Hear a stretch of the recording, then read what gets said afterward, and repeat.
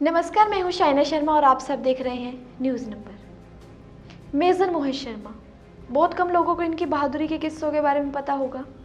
इन्होंने देश के लिए वो कर दिखाया जिसे सुनकर हर कोई हैरान हो जाता है। मेजर मोहित शर्मा उन लोगों में से एक थे जो कुछ करने की ठान लेते थे तो करके दिखाते थे, चाहे कितनी भी मुश्किलें क्यों ना आ जाए। इतना ही नहीं, नामुमकिन कामों को कैसे मुमकिन किया जा सकता है, मेजर मोहित को बहुत अच्छे से पता था। तो चलिए आज हम आपको उनके बारे में बताते हैं और इनके बहादुरी के किस्सों के बारे में बताते हैं। Press the bell icon and never miss a video from newsnumber.com. Major Mohit Sharma का जन्म 13 जनवरी 1978 में हरियाणा के रोहतक जिले में हुआ था। इनके पिता का नाम राजेंद्र शर्मा और मां का नाम सुशीला शर्मा है। मेजर मोहित को उनके परिवार वाले प्यार से चिंटू कहकर बुलाते थे, जबकि वे एनडीए बैच के साथियों में माइक के नाम से मशहूर थे। कहा जाता है कि उनके परिवार वाले चाहते थे कि मोहित इंजीनियर बने, क्योंकि उन्हें कभी लगा ही नहीं कि मोहित आर्मी में भर्ती हो सकते हैं।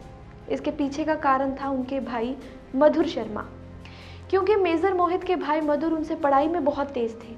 उन्होंने एक बार इंडियन आर्मी में भर्ती होने के लिए कोशिश की, लेकिन वो इंडियन आर्मी में शामिल नहीं हो पाए। तो मेजर मोहित के परिवार वालों को लगता था कि जब बड़ा भाई इतना होशियार होने के बाद इंडियन आर्मी में शामिल नहीं हो सका तो छोटे के लिए ये बहुत मुश्किल होगा।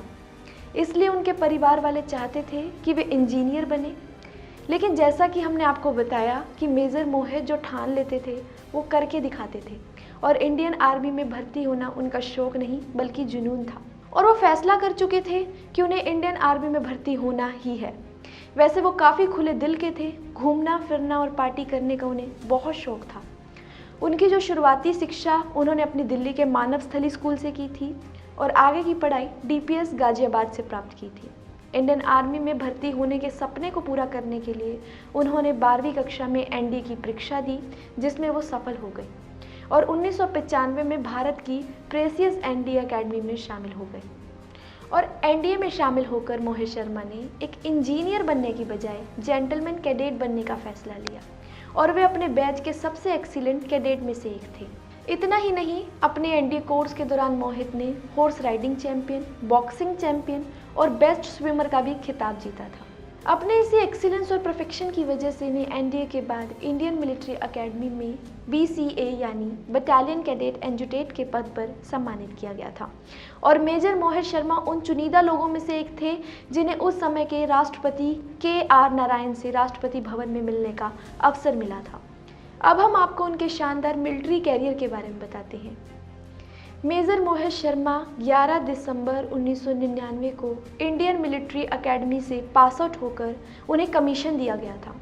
5वीं बटालियन द मद्रास रेजिमेंट में उनकी पहली पोस्टिंग हैदराबाद थी।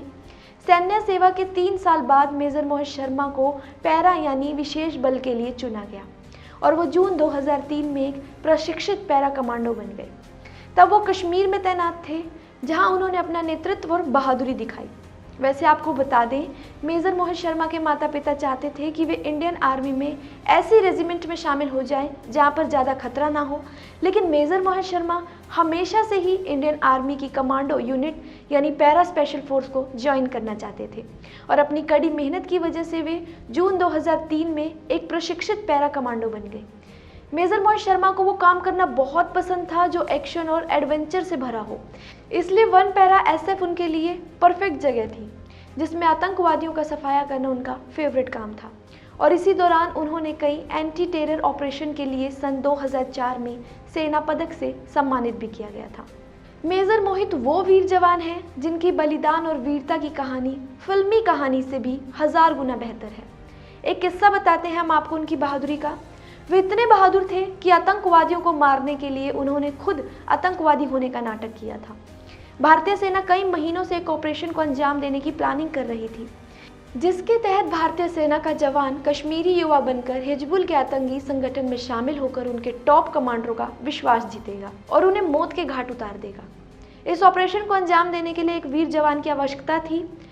उन्हें एक युवा कश्मीरी दिखने वाले और दाढ़ी मूंछ वाले जवान की जरूरत थी। वो मेजर मोहित शर्मा ने पूरी कर दी।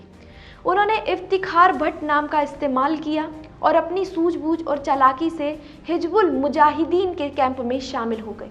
वहां उन्होंने हिजबुल मुजाहिदीन के 2 बड़े कमांडर अबू सब्जार और अबू तोरारा को विश्वास दिलाया कि भारतीय सेना ने उसके भाई को 3 साल पहले मार डाला था, जिसका वह बदला लेना चाहते हैं और उनके साथ मिलकर भारतीय सेना पर हमले की साजिश रचने लगे।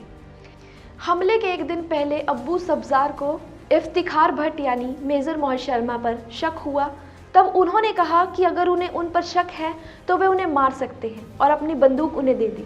अब्बू सब्जार और अब्बू तोरारा कुछ समझ पाते इससे पहले ही मेजर मोहित शर्मा यानी इफ्तिखार भट्ट ने अपनी छिपाई हुई 9 mm राइफल निकालकर दोनों को गोलियों से भून दिया और सूरज ढलने का इंतजार किया, जिसके बाद वे अपने 1 पैरा कैंप में लौट आए, जहां उन्हें सब मेजर मोहित शर्मा के नाम से जानते थे। किस्से तो अभी और भी बताते हैं हम आपको। घटना 21 मार्च 2009 की है। मेजर अपनी टीम के साथ कश्मीर के कुपवाड़ा में थे। उन्हें बताया गया था कि कश्मीर के हफरुदा जंगल में आतंकवादियों ने कैंप बना रखा है। उन्हें बहुत अच्छे से पता था कि वहां जाना खतरे से खाली नहीं है। उसके बाद भी मेजर ने अपनी टीम के साथ जंगल में कैंप लगाया। मेजर के साथ टीम में कुल 10 लोग थे। आतंकियों को मारने के लिए ऑपरेशन चला। मिलिट्री ने आतंकियों के कैंप पर हमला कर दिया। दोनों तरफ से क्रॉस फायरिंग में मेजर के साथ 2 जवानों को गोली लग गई, लेकिन उसके बावजूद उन्होंने खुद की जान की परवाह नहीं की और अपने दोनों जख्मी जवानों की जान बचाते हुए अकेले ही करीब 25 आतंकवादियों से लोहा ले लिया और ग्रेनेड से हमला कर 4 आतंकवादियों को मार गिराया।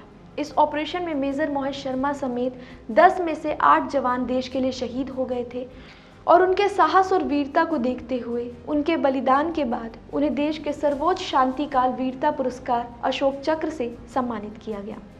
वैसे हम आपको एक और बात बता देते हैं कि स्कैम 1992 और criminal justice behind the close door बनाने वाली applause entertainment production company Ashok चक्र पुरस्कार से सम्मानित मेजर मोहित शर्मा पर फिल्म बनाने जा रही है, जिसका नाम होगा इफ्तिखार। इसका फर्स्ट लुक 22 जनवरी को रिलीज कर दिया गया है। अपलोज एंटरटेनमेंट ने अपने ट्विटर अकाउंट पर फिल्म के बारे में जानकारी दी। इफ्तिखार फिल्म इस साल सितंबर महीने से फ्लोर पर आएगी और अगले साल 15 अगस्त 2022 में इसे रिलीज किया जाएगा। फिल्म की कास्टिंग को लेकर फिलहाल कोई जानकारी नहीं मिली है।